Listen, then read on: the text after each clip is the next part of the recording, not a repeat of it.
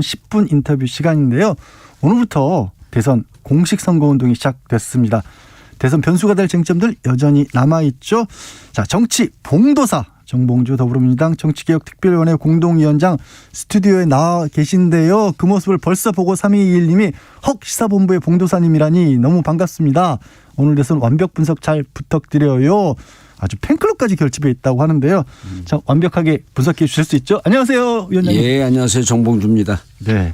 자, 공식 선거운동이 시작됐는데 예. 우리 청취자분들 그런 생각하실 것 같아요. 아니, 뭐 달라질 게 있어? 여태까지 계속 선거운동 해왔는데 전력이나 방식이 새로워지긴 합니까? 공식 선거운동 들어가면? 공식 선거운동 들어가게 되면은 이제 지금까지 그 해왔던 거에서 네. 마지막으로 표를 어디에서 좀 더 올리고 본인의 강점을 좀 강조할 수 있을까 이런 이제 전략을 본격적으로 세우는데 이번에 특징을 보면 양 후보 좀 도드라지는 특징들 그 변화는 보여요. 네. 그러니까 이재명 후보 같은 경우는 이제 소확행, 명확행을 중심으로 해서 좀 마이크로 타겟팅을 했었죠. 작은 공약들을 그래서 한 7, 80개 정도 내놨었고. 예. 윤석열 후보도 뭐 그거를 좀 좀 쫓아오고 그러다가 오늘 화요일인데 일요일서부터 보면 윤석열 후보 특징이 일정을 많이 소화 안 해요. 소화 안 했다고요? 예, 네. 하루에 하나 정도씩밖에 소화를 안 하고 국민 대중들에게 가급적 노출을 삼가는 전략으로 가고 있는 거 아니냐. 그랬었죠. 아니 지금 그게 이제 본격 선거 운동이 들어가는 오늘인데 예. 어제도 그랬고 일요일도 그랬고 대중들한테 그 잘 노출이 안 돼요. 그래서 이쪽은 가급적 노출을 덜하고 준비되지 않은 멘트를 내놓는 것을 좀 막는 거구나. 이런 쪽으로 좀 특징이 보이더라고요. 그러니까 이거를 사실은 뭐 이제 이걸 반대 측에서 보면 웃기는 선거 운동인데 안 나서는 선거운동. 안 나서는 선거 운동인데 최근에 굵직한 사고를 2개를 또 쳤잖아요. 네. 그렇기 때문에 가급적 윤석열 후보의 준비되지 않은 멘트를 대중들에게 노출시키거나 대중들에게 방출하는 것을 막는 쪽으로 전략을 짠 거 아니냐. 반면에 이제 이재명 후보 같은 경우는 어제 기자회견이 재밌게도 그 전날 일요일날 주일날 그 기자회견을 했던 안철수 후보의 기자회견과 많은 부분에서 싱크로율이 높아요. 통합이나 이런 새로운 일치되는 부분이 두 후보가 짜진 않았겠지만 안철수 후보가 단일화는 윤석열 후보한테 던졌는데 화답은 이재명 후보가 한 거 아닌가. 그래서 근데 이제 이재명 후보의 특징을 보게 되면 지금까지 소확행하면서 정치 아젠다를 안 갖고 오다가 지금까지는 이제 처음부터 유능무능이라고 하는 구도로 좀 갔었고요. 그다음 일정 정도 시점이 지난 다음에 위기에 강한 경제 대통령이라고 하는 캐치프레이즈를 들고 나왔단 말이에요. 그래서 유능한 경제 대통령이라고 하는 그 프레임인데 그 구호인데 그것이 실점은 하진 않았지만 득점은 못했다라고 하는 그게 일반의 평가이거든요. 그러다 보니까 좀 더 굵직한. 그래서 이제 어제 전 개인적으로 프레젠트 랭귀지 그러니까 대통령의 랭귀지로서는 어제가 가장 적합했다. 대통령의 언어를 쓰기 시작했다. 예. 어제부터. 그 전에는 뭐 비하하는 건 아니지만 그 성남시와 그 경기도 선거할 때 그런 특징을 잘 보였거든요. 작은 공약으로 많은 대중들에게 그 부처별로 이제 분야별로 이렇게 파고 들어가는 이른바 생활 밀착형 같은 그렇죠. 거죠. 생활 밀착형 경제 정책인데 이제 그게 과거 미국에서 이제 오바마 대통령 때부터 마이크로 타겟팅이라고 해갖고 그 부분에 맞는 전략 정책들을 많이 이렇게 발표를 했거든요. 예. 근데 이제 이재명 후보가 성남시장 시절 경기도지사 시절에 그게 이제 많이 먹혔었단 말이에요. 그래서 이제 그거를 좀 더 확대해 갖고 전국 단위 선거였었는데 내부적으로 이제 뭐 그 충돌이 좀 있었을 거예요. 좀 더 굵직한 정치 구도의 선거를 가져가야지 대통령 다음이라고 하는 것이 보이는데 솔직히 뭐 제가 이재명 후보를 지지하는 입장이기 때문에 이런 말씀 드리진 않지만 이번에 비호감 선거라고 하는 얘기를 아니에요? 그렇게도 많이들 얘기를 하죠. 그런데 윤석열 후보를 보고 대통령의 언어를 쓴다. 저 사람이 대통령이 될 것 같아서 찍겠다라고 하는 비율이 과연 어느 정도 나올지는 뭐 통계는 해보진 않았지만 의심스럽지만 윤석열 후보를 지지하는 사람들 100으로 봤을 때 네. 그분들 중에 10명 중에 6, 7명 60, 70%는 정권 교체라고 하는 화두 때문에 윤석열을 지지한다 이랬거든요. 네네. 그렇다고 한다면 윤석열 집에서 기르고 있는 톨이라는 강아지를 갖다 놔도 아니에요. 네. 정권 교체 심리라고 안 나오고 한다면 이제 그 전에 뭐 그 빗자루 갖다 놔도 그 찍는다 이런 그런 얘기가 비유가 있었는데 있었죠. 예, 비유가. 그런 네. 비유가 있었는데 네. 저는 뭐 좀 그 극악한 비유를 좀 해야죠. 그 집에 개를 갖다 놔도 찍을 거 아니냐 정권 교체라고 한다면. 예. 그래서 정권 교체 이외의 다른 걸 못 보여줬는데 네네. 못 보여줬잖아요. 네.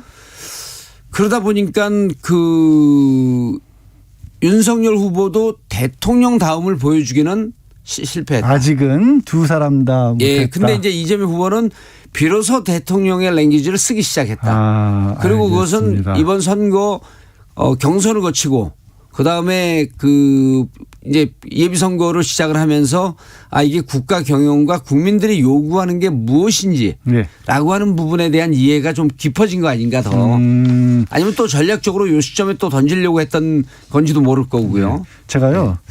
첫 번째 질문 하나 드렸는데 딱 그 사이에 7분이 흘렀는데 그래요? 그래도 흥미진진하게 들었습니다. 역시 예. 봉도사 신이신데요. 자, 조금 전에 아직 윤석열 후보는 대통령의 언어로 대통령다움을 못 보여주고 있다라고 분석을 하셨는데 예. 그런 연장선상에서 여쭤볼게요. 현재 지금 대선 정국의 변수로 윤석열 후보의 이른바 적폐수사 발언을 꼽으셨습니다. 이거는 또 민주당에서는 적폐수사가 아니라 정치보복이다 이렇게도 얘기를 하고 있거든요. 이 발언을 왜 그렇게 중요한 변수로 꼽고 계세요?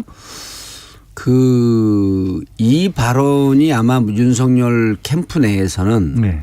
발목을 잡았다 이렇게 평가를 할 거예요. 음. 그리고 이제 그 이어서 그 다음 날에 가짜 뉴스를 양산하는 언론사는 문을 닫을 수도 있다. 윤석열 캠프 쪽에서 나왔죠. 그렇죠. 예. 이제 그 얘기를 또 했단 말이에요. 윤석열 후보의 발언을 저는 기억을 하고 있는데 네. 이게 이제 민주주의를 역행하는 건데 이제 이런 거죠. 그 정확하게 보면 민주당도 그때 이제 소확행 막 하고 그럴 때 이제 전 개인적으로 도대체 표가 어디에 있는지 좀 알고 뛰어라. 그런 지적을 많이 했어요. 예를 들어서 후보들이나 캠프에서 우리 지지자들한테 가갖고 우리 지지자들이 와와하는 선거운동들을 많이 해요. 그럼 일단 기분은 좋거든요. 그 힘도 나거든요. 네네네. 근데 정말 이기는 선거운동을 하고 있는 것인가라고 하는 것은 그 수반에 가서 길을 잃고 헤매는 것이 아니라 나무를 보면서 전체 숲을 보는 그 선거운동을 해야 하는데 자, 정권교체 심리가 지금 좀 주저앉았다고 하지만 55%입니다. 예. 이건 거의 고정적으로 나왔었어요. 보통 일반적으로 그렇게 나오죠. 그런데 정권교체 심리 55%가 그들의 그 온도 차이가 다 똑같냐는 거예요. 온도가. 예. 여기에는 아주 뜨겁게 끓는 사람들도 있고 그러니까 필사적인 사람들도 있고 뭐 정권교체 됐으면 좋겠다는 사람들도 있고 정권교체 내가 바라긴 하는데 내가 왜 바라지? 이렇게 반신반의 하는 사람들도 실제로 그래서 또 그리고 뭐 여러 가지 윤석열 후보 쪽으로 교체를 원하는 사람도 있고 안철수 후보로 교체를 원하는 그렇죠. 사람도 있고. 그래서 이제 정권 교체 심리를 55% 되는 걸 이제 빅데이터 분석을 해보니 예. 15% 정도에 해당하는 분들을 그레이존에 있다 그래요. 회색지대죠. 사실은 중도네요. 그러면 어찌 보면. 그렇죠. 그러니까 정권 교체를 바라는 건 보수도 있지만 중도층에서도 꽤 가 있죠. 예. 저는 근데 이 15%를 퍼플존, 보라색 존이라고 표현하는데 예. 뭐냐면 25%는 과거에 민주당 지지를 했거나 문재인 대통령을 찍었던 분들입니다. 근데 지금 빨간색으로 간 거죠. 그래서 빨간색, 파란색 섞으니까 이제 이게 보라색이 돼서 그래서 보라색 존이라고 이제 전 표현을 하는데 퍼플 존이라고 표현을 하는데 예. 사회학자들은 전문적으로 이 공부한 사람들은 그레이 존이라고 표현을 해요. 이분들은 정권 교체 찬성을 하는데 정치 보복을 냈단 말이에요. 스스로 묻는 거죠. 정치 보복이라고 한다면 결국 문재인 대통령을 법대에 세워서 감옥에 보내겠다라고 하는 의지로 보이는데 55% 중에 20%는 아마 동의할 거예요. 문재인 대통령 감옥 보내야 된다. 그리고 심판하고 보복해야 된다. 이분들 막 필사적인 분들이거든요. 강한 분들. 강한 분들. 네. 근데 나머 20% 정도는 뭐 적폐가 있으면 수사나 해야 되겠지만 그렇게까지. 문재인 대통령이 비리 대통령 이라고 인정하기에는 동의하기는 좀 어려워. 그래도 난 정권 교체를 했으면 좋겠어. 예. 요분들이 한 40%쯤 되는 거고 15%는요. 좀 왔다 갔다 하는데 문재인 대통령을 수사해? 야 아무리 그래도 나는 내로남불 싫어. 민주당 정부 문재인 정부의 내로남불 싫고 부동산 정책에 실패한 부분에 대해서 난 너무 분노해. 하지만 문재인 대통령이 부패 대통령이다? 문재인 대통령을 수사한다? 난 여기에는 동의할 수 없어. 특히 감옥 가는 것까지 동의할 수 없는데 문재인 대통령이 그 말씀하셨잖아요. 노무현 대통령을 그러더니 네. 지금 또 그러자는 거냐. 문재인 대통령께서 노무현 대통령을 소환한 건 저는 무척 의미가 크다고 하는 겁니다. 그래서 그분들 15%에 존재하고 있는 정권 교체를 바라지만 그렇게 높지 않은 열일기를 갖고 있는 분들에게 묻는 겁니다. 노무현 대통령을 논두렁 시계로 죽음으로 몰아넣더니 지금 또 문재인 대통령을 그러려고 그러는 거 아니야? 이런 의문부호를 본인들이 마음에 찍은 거예요. 스스로가. 예. 그래서 요 발언 이후에 여론 지형이 흔들리고 있는 게 보입니다. 보이세요? 아니 지금 안 그래도 여쭤보고 싶었던 게 그 발언 이후에 정말로 중도층 표심이 이재명 후보 쪽으로 갔을까? 아직 오늘 화요일이지만 뭐 여론조사 같은 데서 보이진 저는 잘 안 보여서. 확 가진 않습니다. 근데 세대별로 분석을 해보면요. 네. 그 2030 여성층에서 일부 문재인 쪽으로 이동하고 있다라고 하는 게 수치가 나오거든요. 네. 그래서 이게 예를 들었고 야 문재인 수사해 그러면 오늘 벼랑나 에이 나 정권 교체 원치 않아. 문재인 대통령 왜 수사해 확 가는 게 아니라 이런 게 이제 누적이 됩니다. 네. 근데 누적이 되는데 이분의 뇌와 생각을 딱 잡고 있었던 게 정권 교체가 주된 심리였었는데 정권 교체 이코로 문재인 감옥 감옥행 와 이건 뭐 하자는 거지? 그런데 안철수 후보가 기가 막힌 그 기자회견을 한 거예요. 일요일 날. 묻지마 정권 교체가 아니다. 그러니까 이분들이 이런 데서 차곡차곡 쌓이는 겁니다. 이런 게. 그게 또 겹쳐지고 하는 내가 거군요. 개인이 자기가 스스로 정권 교체를 바라는 사람이 이렇게 생각하는 거죠. 난 정권 교체를 원했어. 바랬어. 근데 나는 정말 안철수 후보가 얘기했듯이 묻지마 정권 교체를 얘기했던 거 아니야? 내가 왜 분노했지? 내로남불 부동산 정책. 그런데 보니까 내로남불 이재명 후보가 계속 반성하고 사과해. 부동산 정책 실패했다고 하면서 공급 위주로 가겠다고 하는데 모든 정책이 다 바뀌었어. 그렇다고 한다면 이재명으로 가도 이것도 일정 정도 내용상으로 좀 바뀌었으면 내가 원했던 지점이 이 지점은 아닐까? 이렇게 의심을 하게 되는 거죠. 근데 그러면 뭐 이게 참 그런데 알겠습니다. 그런데 거기다가 어제 이재명 후보가 또 그 한 방을 날렸어요. 이재명 정부 쓰지 않겠다. 국민통합정부란 말을 쓰겠다. 예. 그러면서 이재명 후보가 뭐라 그랬냐면 어제 선거제도 개혁하겠다. 그다음 개헌하겠다. 그리고 정부 제도도 바꾸겠다. 이건 정부를 다 뜯어 고치는 거거든요. 그 선거제도 개혁은 누가 가장 원하는 거냐면 안철수 후보, 심상정 후보가 가장 원하는 거예요. 그리고 2016년 국회의원 선거 때 국민들이 다당제를 만들어준 적이 한 번 있거든요.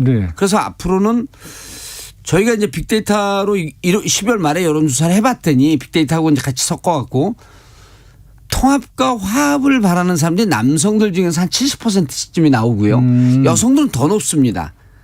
한 80%까지 나와요. 79.5% 이제 우리 데이터에 근거하면 공개하지 않는 건데.